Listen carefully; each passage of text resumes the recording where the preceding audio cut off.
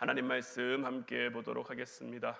오늘 우리가 함께 나눌 기도의 마지막 날 말씀은 미가서 7장 7절부터 8절까지 말씀입니다. 미가서 7장 7절 8절 말씀, 우리 다 같이 한 목소리로 말씀 함께 보도록 하겠습니다. 오직 나는 여호와를 우러러보며 나를 구원하시는 하나님을 바라보나니 나의 하나님이 나에게 귀를 기울이시리로다. 나의 대적이여 나로 말미암아 기뻐하지 말지어다. 나는 엎드러질지라도 일어날 것이요 어두운 데에 앉을지라도 여호와께서 나의 빛이 되실 것이미로다. 아멘. 기도의 마지막 날 우리가 함께 나누기 원하는 말씀의 제목은 나를 믿으시는 하나님입니다. 벌써 5일의 시간이 지나고 특별기도의 마지막 날인데 우리는 이 기도의 마지막 시간에 참여하면서 우리가 무엇을 얻었느냐를 확인하기보다는 우리가 무엇을 가지고 돌아가야 할까를 확인해야 돼요. 왜냐하면 우리는 지금 이 자리에 우리가 가지고 있는 모든 문제, 모든 어려움, 이런 것들이 해결된 그러한 모습으로 나와 있는 것이 아니기 때문이에요. 상황이 갑자기 바뀌는 것도 아닐 겁니다. 우리의 삶 가운데는 여전히 이해되지 않는 일들이, 여전히 설명되지 않는 일들이 있을 것이고요. 여전히 어두운 그런 자리가 남아 있을 거란 말이에요. 그러나 이제 돌아가는 우리의 삶 가운데 한 가지는 분명히 달라져야죠. 우리가 어디를 바라보며 서 있는가 하는 거예요. 그렇기 때문에 우리는 이제 기도의 마지막 시간을 보내고 우리에게 주어진 삶의 자리로 돌아갈 때에 이 기도에 참여하기 전과는 확연히 다른 사람으로 이 자리를 떠날 수 있어야 돼요. 그 다른 사람이 되기 위해 우리는 두 가지의 질문을 네 번의 기도의 시간을 통해서 함께 나눴죠. 내가 믿는 하나님은 정말 신실한 하나님인가? 내가 믿는 하나님이 정말 신실한 하나님이라면 그 하나님의 그 신실하심이 내 삶 가운데 정말 나타나고 있는가? 그 신실하신 하나님의 힘과 능력이 내 삶을 채우고 있는가? 이 두 가지 질문에 이제 우리가 아멘 할 수 있다면 이제 우리의 삶에는 하나님의 역사하심, 하나님의 일하심, 하나님의 함께하심이 반드시 나타날 거예요. 지금은 비록 어둠 같은 모습이라고 할지라도 어김없이 나타나는 새벽빛처럼 하나님의 역사하심이 나타날 거예요. 그런데 아직도 내가 이 두 가지 질문에 아멘을 할 수 있는지 없는지 잘 모르겠다? 그럼 어떻게 됩니까? 다시 첫날부터 다시 해야 되는 거예요. 첫날부터 다시 돌아가서 하나님이 아브라함을 부르실 때 바랄 수 없는 중에 바라고 믿을 수 없는 중에 믿도록 그를 부르셨고 그를 이끄셨고 여기서부터 다시 우리 하나님이 어떤 하나님인지를 우리가 깨달아 기도해. 사실 이것도 나쁘지는 않아요. 왜냐하면 이렇게 해서라도 확실하게 믿고 넘어가야지. 내가 믿는지 안 믿는지, 내가 지금 확실한지 아닌지 그게 확실하지 않은데 그냥 아리송한 채로 그냥 넘어가 버리면, 두루뭉실 그냥 넘어가 버리면 오히려 후에, 항상 예수님께서도 집을 지을 때 기초에 대해서 말씀하시죠. 나의 이 말을 듣고 행하는 자는 반석 위에 집을 지은, 그 위에 집을 어떤 모습으로 짓는지, 어떤 재료를 가지고 짓는지 우리 주님은 말씀하지 않으세요. 각자에게 주어진 재료, 각자에게 주어진 걸로 집을 짓겠죠. 그런데 중요한 것은 뭐냐? 그 기초가 어디에 있느냐? 바람이 불고 비가 오고 창수가 나도 그 집이 무너지지 않은 그 이유는 주추 위에, 반석 위에, 말씀 위에 그 집을 세웠기 때문인 것이고, 비가 오고 바람이 나고 창수가 불 때 무너짐이 심한 그 집들은 뭡니까? 모래 위에 집을 지은 거예요.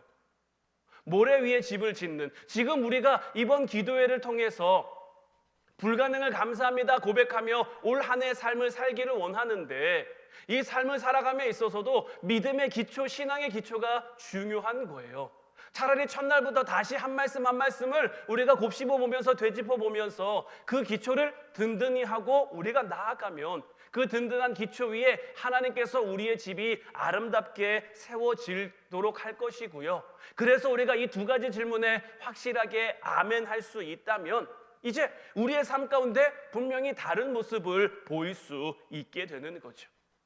오늘 우리가 함께 본 말씀은 미가서죠. 미가 선지자가 쓴 책인데 이 미가 선지자는 미가 1장 1절 말씀을 보면 유다의 왕들 요담과 아하스와 히스기야 시대에 모레셋 사람 미가에게 임한 여호와의 말씀, 곧 사마리아와 예루살렘에 관한 묵시라라고 되어 있어요. 미가 선지자는 요담 왕, 아하스 왕, 히스기야 왕 시대에 하나님의 말씀을 전한 선지자인데요. 이 세 왕을 조금 살펴보면 먼저 이 요담이라는 왕은 742년부터 735년까지 기원전 7년 동안 그의 아버지는 우시야였는데 우시야는 성전을 개혁하는 굉장히 하나님 보시기에 선한 왕이었는데 마지막 말년이 좋지 않았죠. 성전에 들어가서 분향하는 일은 누가 해야 됩니까? 제사장이 해야 되는데 이 우시야 왕이 교만해져 가지고는 자기가 들어가서 그 일을 하려고 했단 말이에요. 그래서 하나님이 그를 치셨고 그는 말년에 나병을 얻게 됩니다. 나병을 얻고 별궁으로 쫓겨나서 거기서 살게 되고 그의 아들인 요담이 우시야를 대신해서 왕이 됐는데 그리 오랜 시간 왕위에 있지는 못합니다. 기원전 742년부터 735년까지 7년간 나라를 다스렸는데 그의 아버지가 했던 것처럼 정직하게 나라를 다스리고 정직하게 행하기는 했지만 성전에 들어가지는 않습니다. 성전에 들어가지 않는다는 건 뭡니까? 하나님을 찾지는 않았다라는 거예요. 그래서 이 시대에 나타나는 백성들의 모습은 부패한 모습이었어요. 그리고 이 요담의 뒤를 이어 아하스 왕이 서게 되는데 이 아하스 왕은 기원전 735년부터 715년까지 20년간 나라를 다스린 왕이에요. 이 아하스는 굉장히 악한 왕입니다. 그가 섬길 수 있는 모든 우상을 다 가지고 옵니다. 뭐 바알, 아세라 이런 건 말할 것도 없고요. 자기 자녀를 불 가운데로 지나가게 하는 몰록이라는 신, 자기 자녀를 인신으로 공양하는 그런 제사까지 드리는 그러한 우상까지 섬기는 왕이 바로 이 아하스 왕이었단 말이에요. 근데 이 미가 선지자는 자 요담 왕은 7년이고 아하스는 20년이고 그리고 히스기야 시대까지라고 했는데 히스기야는 더 오래 715년부터 687년까지 왕이긴 했는데 이 미가 선지자는 그 가운데 6년만 시간이 겹쳐요. 그러니까 어떻게 보면 미가 선지자의 말년에 히스기야는 왕이 됐고요. 그러니까 미가 선지자가 하나님의 말씀을 주로 선포하던 시대는 아하스 왕의 시대였어요. 그런데 이 아하스 왕의 시대는 벌써 아하스 하면 악한 왕, 각종 우상을 섬긴 왕, 자기 자녀를 우상에게 제물로 드릴 만큼 우상에 심취해 있던 왕이라는 것에서 우리가 뭐 엿볼 수 있는 것처럼 은혜로운 시대는 전혀 아니었던 거죠. 이 미가 선지자가 주로 활동하던 이 아하스 왕 시대는 보이는 현실을 붙든 신앙이 어디까지 무너질 수 있는지를 가장 잘 보여주는 시대가 바로 이 아하스 왕의 시대다라고 할 수 있어요. 이런 시대, 이런 상황이니 지금 미가 선지자가 하나님의 말씀을 전하고 있는데 밝음 가운데 전하고 있겠습니까? 어둠 가운데 전하고 있겠습니까? 어둠 가운데 전하고 있는 거죠. 어둠 한가운데서 정말 하나님 앞에 죄가 만연한 그 가운데서 오늘 말씀을 이 유다 백성들에게 선포하고 있는데 그래서 어떻게 보면 오늘 말씀이 우리에게 더 깊이 다가오는 것이 지금 이 시대도 굉장히 혼란스러운 시대고 이 혼란스러운 시대 가운데 우리가 어떤 삶의 방향을 잡아야 할지 무엇을 바라보고 나아가야 될지 그것을 우리에게 보여주고 들려주는 말씀인 거예요. 오늘 보면 7절 말씀 보면 오직 나는 여호와를 우러러보며 나를 구원하시는 하나님을 바라보나니 나의 하나님이 나에게 귀를 기울이시리로다. 자, 오직 나는 여호와를 우러러본다라고 고백하고 있는데 여기서 중요한 것은 오직이라는 말입니다. 오직이라는 것은 뭡니까? 다른 것들은 향하지 않겠다라는 거죠. 다른 모든 것들은 내려놓고 다른 곳을 향하던 우리의 시선을 잠시 멈추고 오직 하나님 한 분께만 시선을 고정하겠다라는 고백인 거죠. 믿음이라고 하는 건요, 뭔가 될 것 같은, 뭔가 이루어질 것 같은 그런 느낌에서 시작되는 것이 아닙니다. 뭔가 될 것 같은데, 뭔가 이룰 것 같은데, 물론 이런 감이 우리에게 있을 수는 있지만, 그런 느낌이 우리에게 올 수는 있지만, 믿음이라고 하는 것이 여기에서부터 비롯돼 시작되는 것이 아니다라는 거예요. 믿음은 철저하게 우리의 시선을 어디에 두느냐의 문제인 거예요. 미가 선지자와 아하스 왕은요, 같은 시대를 살았지만 서로 전혀 다른 선택을 합니다. 아하스 왕도 미가 선지자도 둘 다 같은 시대의 어둠을 바라봤어요. 같은 시대의 혼란을 바라봤어요. 둘 다 나라가 흔들리는 그런 현실 앞에 서 있었단 말이에요. 이 아하스 왕 시대에 어떤 일이 있었느냐? 자, 이사야 7장 2절부터 4절까지 말씀을 보면 어떤 사람이 다윗의 집에 알려 이르되 아람이 에브라임과 동행하였다 하였으므로 왕의 마음과 그의 백성의 마음이 숲의 바람에 흔들림 같이 흔들렸더라. 그때 여호와께서 이사야에게 이르시되 너와 내 아들 스알야숲은 윗모스도 끝 세탁자의 밭 큰 길에 나가서 아하스를 만나 그에게 이르기를 너는 삼가며 조용하라. 르신과 아람과 르말리아의 아들이 심히 노할지라도 이들은 연기 나는 두 부지깽이 그루터기에 불과하니 두려워하지 말며 낙심하지 말라. 그러니까 아하스 왕 시대에 어떤 일이 있었느냐? 아람이라는 나라하고 북이스라엘이 함께 연합해서 유다를 공격합니다. 남유다를 공격해 들어오니까 이런 공격 가운데 7절 말씀 후반에 나와 있는 것처럼 왕의 마음과 그의 백성의 마음이 숲이 바람에 흔들림같이 흔들렸다라고 표현을 하고 있죠. 그러니까 그의 마음이 심히 요동하며 두려움이 가득하게 됐다라는 거예요. 두 나라가 연합해서 공격해 들어오고 남유다는 작은 나라니 큰 위험, 큰 어려움 앞에 당연히 두렵겠죠. 그래서 하나님께서는 이사야 선지자를 보내서 하나님의 말씀을 아하스 왕에게 전하게 한단 말이에요. 뭐라고 전하게 합니까? 그들을 두려워하지 말며 그 일 가운데 낙심하지 말라는 거예요. 왜요? 이들은 연기 나는 두 부지깽이 그루터기에 불과하다라는 거예요. 하나님이 그렇게 말씀해 주셨어요. 두려워하지 말라고. 심지어는 자 이사야 7장 11절 12절 말씀 가보면 너는 내 하나님 여호와께 한 징조를 구하되 깊은 데에서든지 높은 데에서든지 구하라 하시니 아하스가 이르되 나는 구하지 아니하겠나이다. 나는 여호와를 시험하지 아니하겠나이다 한지라. 자, 하나님께서 아하스에게 뭐 마저 하라고 하십니까? 징조를 요구하래요. 징조는 뭡니까? 하나님의 살아계심을 보여줄 수 있는, 하나님의 일하심을 보여줄 수 있는, 마치 기드온이 하나님이 미디안 군사와 나가 싸우라고 했을 때 하나님 나는 두렵습니다. 하나님 나는 자신 없습니다. 하나님 나는 확신이 없습니다. 여기 양털 뭉치가 있는데 내일은 여기 양털 뭉치에만 이슬이 내리게 해주십시오. 내일 양털 뭉치에만 이슬이 내리면 이게 나를 향한 하나님의 어떤 징표가 돼서 내가 하나님 말씀을 믿겠습니다. 다음날 됐더니 정말 이 양털 뭉치에만. 근데 기드온이 말을 바꾸죠. 하나님 한 번만 더 내가 하나님 앞에 이런 징조를 요구하겠습니다. 이번에는 반대로 한 번은 우연일 수 있으니 다음 내일에는 그럼 요 양털 뭉치에는 이슬이 안 내리고 나머지 다른 곳에는 다 이슬이 내리게 해주십시오. 두 번을 연거푸 하나님을 시험했고 하나님은 그 말을 들어줬단 말이에요. 그래서 기드온이 하나님이 정말 나와 함께 하시는구나라는 그 믿음의 확신을 가지고 보는 것이 달라져 버리니까 300명만 데리고 나가래요.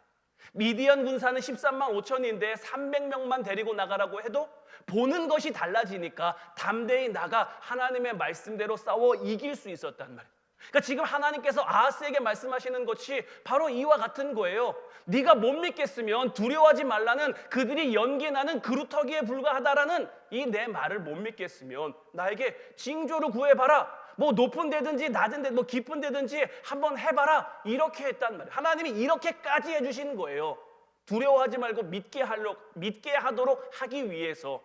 그런데 아하스가 뭐라고 얘기합니까? 나는 구하지 않겠습니다. 나는 여호와를 시험하지 않겠습니다.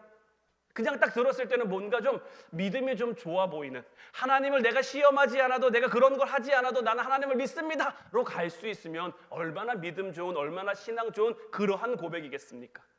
그런데 이 아하스 왕은요, 이미 이때 겉으로는 신앙적인 말로 표현을 하고 있지만, 포장을 하고 있지만, 속으로는 나는 아수르에 가서 도움을 청해야지, 나는 아수르를 의지해야지, 아수르가 도와주면 나는 망하지 않을 거야, 나는 무너지지 않을 거야, 이미 이렇게 속으로 결정을 하고 있었단 말이에요. 아수르한테 도움을 청할 거기 때문에 하나님한테 도움을 구할 필요가 없다라고 이 아하스 왕이 생각을 한 거예요. 그는 하나님보다 아수르의 군사력을 믿었고요, 하나님께서 말씀을 주셨음에도 불구하고 그 말씀을 통해 하나님을 바라보지 못하고 그냥 눈에 보이는 계산만 하고 있는 거예요. 그래서 그는 그를 향한 하나님의 믿음, 하나님의 기대, 하나님께서는 아하스 왕이 이렇게 해서라도 하나님을 향한 믿음을 붙들고 하나님이 보여주시는, 하나님이 승리하게 하시는 그 자리를 차지하기를 원하셨는데, 아하스는 결국 그를 향한 하나님의 기대, 하나님의 믿음을 저버리고 아수르에게 도움을 청했죠. 결국 아수르가 그를 도와주는 것 같았지만 그때로부터 아수르가 굉장히 집요하게, 아하스 다음이 히스기야 왕인데 히스기야 시대도 아수르가 끊임없이 계속해서 남유다를 괴롭히고 또 괴롭히고 또 괴롭히고, 그래서 나중에는 예루살렘 성 하나밖에 안 남는단 말이에요. 그렇게 되도록 아수르에게 뭔가 도움을 받은 것 같은데 더 얽매이게 됐고요, 뭔가 살아남기는 했는데 현실 가운데 뭔가 빛을 발견한 것 같은데 실상은 더 깊은 어둠을 향해 들어가게 되고 만 거예요. 그런데 이런 상황 가운데 미가 선지자는 무엇을 고백합니까? 오직 나는 여호와를 우러러보며 나를 구원하시는 하나님을 바라보나니 나의 하나님이 나에게 귀를 기울이시리로다. 미가 선지자는 다른 거예요. 지금 나라의 어려움은 아하스 왕에게만 어려운 겁니까? 미가 선지자에게도 똑같이 어려운 거예요. 미가 선지자 또한 무너진 현실 가운데 있었단 말이에요. 그러나 미가 선지자는 그런 현실 가운데 보는 것이 다릅니다. 나를 구원하시는 하나님을 바라보니 미가 선지자는 주어진 상황으로 현재를 정의하는 게 아니에요. 아람과 북이스라엘이 쳐들어오려는 그런 위험 가운데 있지만 이것으로 우리가 끝나지 않는다. 왜요? 나는 우리를 구원하시는 하나님 앞에 서 있으니까요. 우리를 구원하시는 그 하나님 앞에 서 있는 것으로 현재를 정의하니까, 보는 것이 다르니까 생각하는 것도 다르고 나아가는 방향도 다른 거예요. 우리의 정체성은요, 우리의 믿음의 정체성, 우리의 신앙의 정체성은요, 지금 우리의 모습으로 결정되는 게 아니고요, 지금까지 계속 말씀드린 것처럼 하나님이 나를 어떻게 바라보고 계시느냐에 의해서 결정된다라는 것을 우리는 잊지 말고 올 한 해의 삶을 살아갈 수 있어야 되는 거예요. 지금의 나는 아브라함이 그랬던 것처럼, 예레미야가 그랬던 것처럼, 하박국 선지자가 그랬던 것처럼 약할 수 있어요. 부족할 수 있어요. 죽은 것처럼 아무것도 아닌 그런 모습으로 우리에게 여겨질 수 있어요. 하지만 하나님이 우리를 그렇게 보시지 않는다면, 하나님이 우리에게 그런 모습을 기대하지 않는다면 우리는 얼마든지 역전할 수 있는 거예요. 얼마든지 일어설 수 있는 거예요. 그리고는 하나님 앞에 기도하는 거죠. 그리고는 고백하는 거죠. 나의 하나님이 나에게 귀를 기울이시리로다. 하나님 앞에 기도하면 하나님이 들으신다라는 고백인 거죠. 이 고백은 내가 이미 응답받았다는 고백은 아닙니다. 아직은 아무런 변화가 없지만, 아직은 아무런 달라짐이 없지만, 달라짐이 없다고, 변화가 없다고 하나님이 안 듣고 계신 게 아니라, 하나님이 역사하지 않고 계신 게 아니라 하나님은 신실하게 이미 일을 시작하셨다라는 거죠. 당장의 변화만 내게 보여지지 않을 뿐인 거죠. 그래서 이어지는 8절 말씀의 고백을 보면, 나의 대적이여 나로 말미암아 기뻐하지 말지어다. 나는 엎드러질지라도 일어날 것이요 어두운 데 앉을지라도 여호와께서 나의 빛이 되실 것이미로다. 아하스 왕과 미가 선지자의 차이는요, 환경의 차이, 상황의 차이가 아닙니다. 능력의 차이도 아닙니다. 내가 무엇을 바라보고 있느냐 하는 이 시선의 차이인 거예요. 아하스 왕도 미가 선지자도 똑같이 어두운 데 앉았지만 아하스 왕은 사람의 힘을 바라봅니다. 세상의 힘을 바라봅니다. 세상에게 좋은 것을 바라봅니다. 하지만 반대로 미가 선지자는 어두운 데 앉았을지라도 하나님의 얼굴을 바라보는 거죠.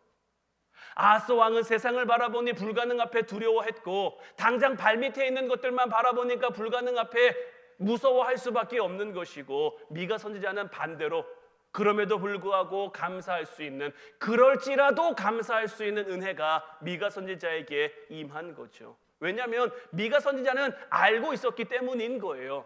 하나님의 기대는 지금의 상황이 아니라, 말씀드린 것처럼 지금의 우리는 전혀 하나님이 기대하시는 모습, 전혀 하나님이 믿고 계신 그런 모습이 아니지만 하나님께서 이루어 가실 우리의 온전함, 그날이 우리에게, 내가 믿음으로 하루하루의 삶을 나아가면 하나님의 기대와 만나는 그날이 반드시 올 거라는 것을 미가 선지자는 알고 있었고 믿고 있었고 확신하고 있었던 거예요.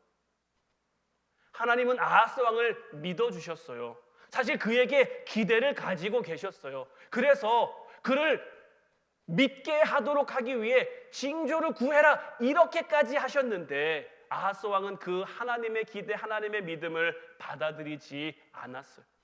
미가 선지자는 그 하나님의 믿음을 자기의 믿음으로 받아들였고요. 그러니까 미가 선지자의 고백은 뭡니까? 넘어질 것을 알면서도 말할 수 있는 거예요. 나는 엎드러질지라도 다시 일어날 것이다. 나는 엎드러질지라도 라는 말은 뭡니까? 나는 얼마든지 넘어진다는 거죠. 나는 얼마든지 엎드러진다라는 거죠. 미가 선지자는 엎드러질 수 있음을 인정합니다.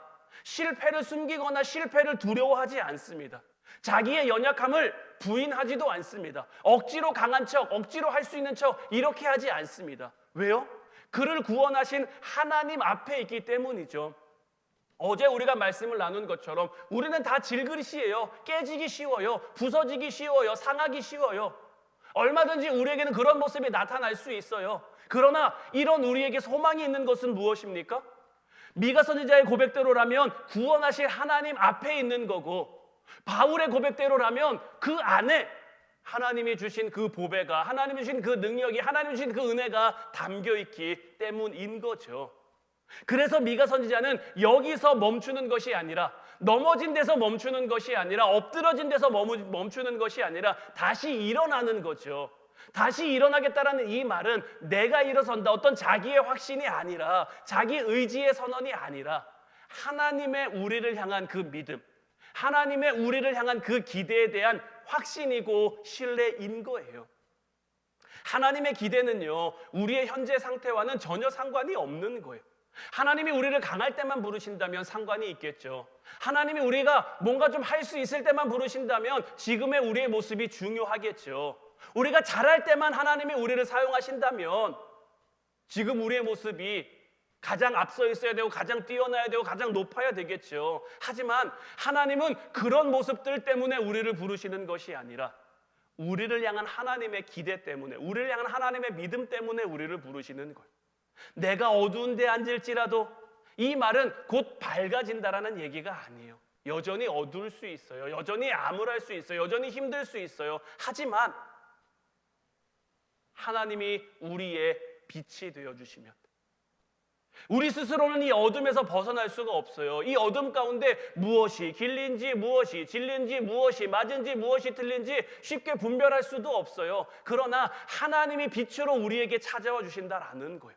아직은 어둡지만 믿음이라고 하는 건요, 믿는 사람에게는 밤이 없다라고, 믿는 사람에게는 어둠이 없다라고 말하는 것이 신앙이 아닙니다.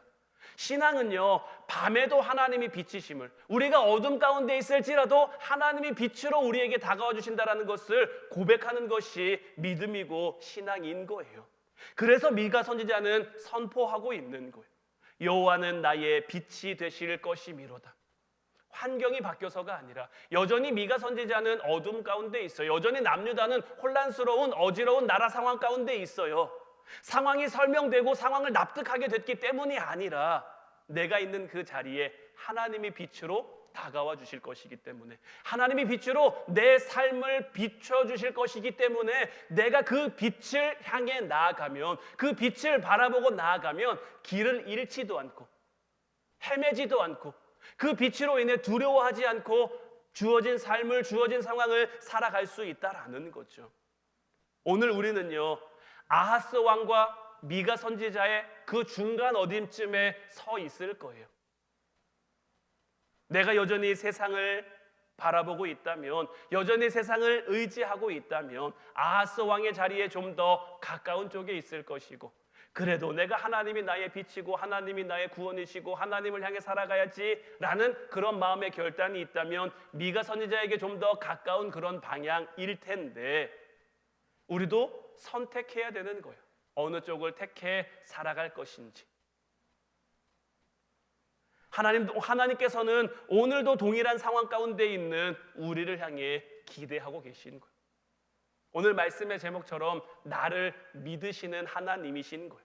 우리의 가능성 때문이 아니라 하나님의 신실하심 때문인 거예요. 그래서 우리는 아직 해결되지 않았어도, 아직 어두워도 불가능을 얼마든지 감사할 수 있는 거예요. 왜냐하면 하나님께서 반드시 우리의 빛이 되어 주실 거니까요.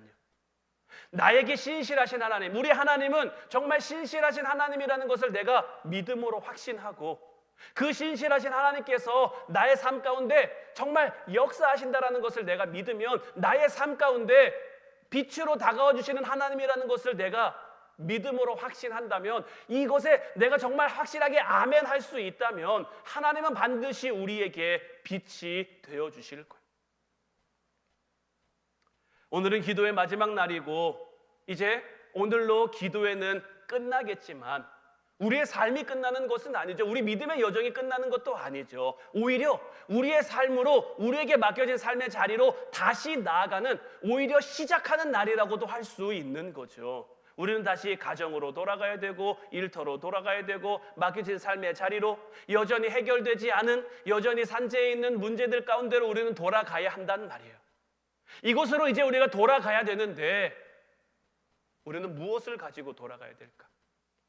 처음에 말씀드린 것처럼 우리가 무엇을 이루었냐를 확인하는 것이 아니라, 우리가 이제 이 기도회를 통해서 무엇을 가지고 돌아갈 것인가? 빈손으로 돌아가면 안 되잖아요. 먼저는 우린 불가능을 감사하는 믿음을 가지고 돌아가야 할 텐데, 불가능을 감사할 수 있는 믿음을 가지고 돌아가려면 이 두 가지 질문에 확실하게 아멘 할 수 있어야 되는 거고, 우리가 이 두 가지 질문에 확실하게 아멘하고 돌아갔다라고 해서 우리가 앞으로 살아갈, 우리가 앞으로 걸어갈 믿음의 여정 가운데 나는 절대 넘어지지 않아, 나는 절대 실수하지 않아, 나는 절대 주저앉지 않아, 그 누구도 자신할 수 없는 거죠. 하나님도 우리가 어떻게 보면 또 넘어질 것 아세요. 그러나 그럼에도 불구하고 우리를 다시 보내시는 거예요. 왜냐하면 그래도 하나님은 우리를 향한 기대를 가지고 있기 때문에, 우리를 믿으시기 때문에 우리의 삶을 이끌어 가시는 거고, 이제 그 하나님의 믿음이 우리의 믿음이 될 수 있어야 되는 거예요. 그 하나님의 믿음으로, 그 하나님의 믿음이 우리의 믿음이 돼서 우리에게 맡겨진 삶을 살아가면 우리는 얼마든지 불가능을 감사할 수 있고, 우리의 삶 가운데 기뻐하며 감사하며 하나님께 영광 돌리며 살아갈 수 있는 거예요. 우리가 늘 바라는 기쁨이 넘치는 삶, 우리를 향하신 하나님의 뜻, 항상 기뻐하는 삶, 쉬지 않고 기도하는 삶, 범사에 감사하는 삶, 그냥 듣기만 하면 어떻게 그럴 수 있을까? 어떻게 항상 기뻐할 수 있지? 어떻게 쉬지 않고 기도할 수 있지? 어떻게 범사에 감사할 수 있지? 이런 물음표가 우리에게 던져질 수 있지만, 하나님이 함께 하시는 하나님의 믿음이 이제 우리의 믿음이 되어, 지금의 내 모습 속에서는 감사할 것이 없지만, 지금의 우리의 상황 가운데서는 기뻐할 것이 없지만, 하나님이 보는 것을 보게 되면, 기드온이 300명만 데리고 13만 5천 미디안 군사와 싸우러 나갑니다. 그때 하나님이 승리를 주시잖아요. 얼마나 기뻤을까요? 여러분들 생각해 보세요. 기드온이 13만 5천 미디안 군사와 싸우러 나갔는데 한 15만 명쯤 데리고 나갔어요. 15만 명쯤 데리고 나가서 승리했어요. 사실 이런 승리도 얼마든지 하나님 앞에 감사해야 할 만한 승리지만, 15만 명 데리고 나가서 승리하는 거하고 300명 데리고 나가서 승리하는 거하고 어느 쪽이 더 기쁠까요? 어느 쪽이 더 감사할까요? 여러분들은 어떤 기쁨 누리고 싶으십니까?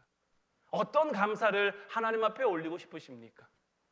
지금 그냥 단적인 이런 상황만 놓고 봤을 때는 되지만, 우리의 삶 가운데, 정말 실제적으로 우리의 삶 가운데 들어와서 이와 같은 문제를 놓고 비교하면 사실 쉽게 결정할 수 없는, 쉽게 판단할 수 없는 그런 문제란 말이에요. 그러니까 이런 것들 가운데 하나님의 믿음이, 내가 지금 바라보는 내 모습, 내가 지금 바라보는 내 상황이 아니라 하나님이 바라보는 내 모습, 하나님이 바라보시는 내 삶의 상황을 우리는 놓고 바라보며 나아갈 수 있어야 되는 거예요.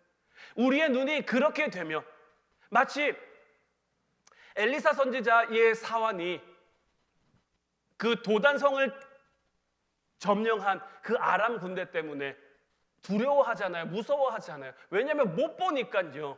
그러나 선지자는 두려워하지 않죠. 왜요? 보니까요. 그 사환의 눈도 엘리사 선지자가 기도해서 뜨게 해주시니까 비로소 보고 비로소 보니까 어떻게 됩니까? 더 이상 두려울 필요가 없죠. 더 이상 무서워할 필요가 없죠. 상황이 달라졌습니까? 환경이 달라졌습니까? 문제가 달라졌습니까? 여전히 문제는 그대로예요. 여전히 상황은 그대로예요. 바뀐 건 하나도 없어요. 달라진 건 하나도 없어요. 하지만 무엇을 보느냐가 그 삶의 방향, 그 삶의 가치관 이런 것들을 다 변화시키는 거예요. 우리의 삶도 마찬가지인 거예요. 내가 보는 대로 보면요, 내가 생각하는 대로 생각하면요, 늘 걱정할 거 투성이에요. 늘 염려할 거 투성이에요. 하지만 지금은 그렇지 않지만 하나님이 보는 우리의 모습, 하나님이 기대하는, 하나님이 믿는 우리의 모습을 우리가 보기 시작하면요, 우리의 가치관, 우리의 시선, 우리의 초점 이런 모든 것들이 다 달라지게 되는 거예요. 미가 선지자의 고백처럼 나는 엎드러질지라도 다시 일어날 것이다. 어두운 데 앉을지라도 여호와께서 나의 빛이 되실 것이다. 이제 바라기는 이 고백으로 나아가는, 이 고백으로 살아가는 저와 여러분들 될 수 있기를 주님의 이름으로 축원해 드립니다. 오늘은 어두울지라도 하나님 함께 하셔서 오늘의 어둠을 반드시 지나가도록 어김없이 새벽빛과 같은 그 하나님의 빛이 우리를 향해 다가올 것이고, 그러니 그 내일의 빛을 향해 발걸음을 내딛는 우리가 되어야 할 것이고, 그 믿음으로 그 기대로 올 한 하루의 삶을 우리가 살아간다면 불가능 앞에서도 기뻐할 수 있는, 감사로 주어진 길을 걸어갈 수 있는 저와 여러분들 모두가 될 줄로 믿습니다. 이제 그 길을 함께 걸어가는 저와 여러분들 모두가 될 수 있기를 주님의 이름으로 축원해 드립니다. 이제 우리 같이 찬양하고 기도하기를 원하는데, 주님의 마음을 본받는 자, 우리가 주님의 시선으로 이 땅을 바라보려면, 우리의 삶을 바라보고 나를 바라보려면 주님의 마음을 우리가 알아야 하는 거예요. 주님의 마음을 깨달아야 되는 거예요. 그리고 그 주님의 마음을 본받아 그 거룩하심을 이루어 살아가면 하나님 반드시 우리 가운데 역사하시어서 새벽빛같이 어김없이 우리에게 나타나며 늦은 비로 우리의 삶을 풍성하게 채워주시고 더해주실 줄로 믿습니다. 이 은혜를 기대하고 소망하며 오늘도 같이 찬양하고 기도하도록 하겠습니다.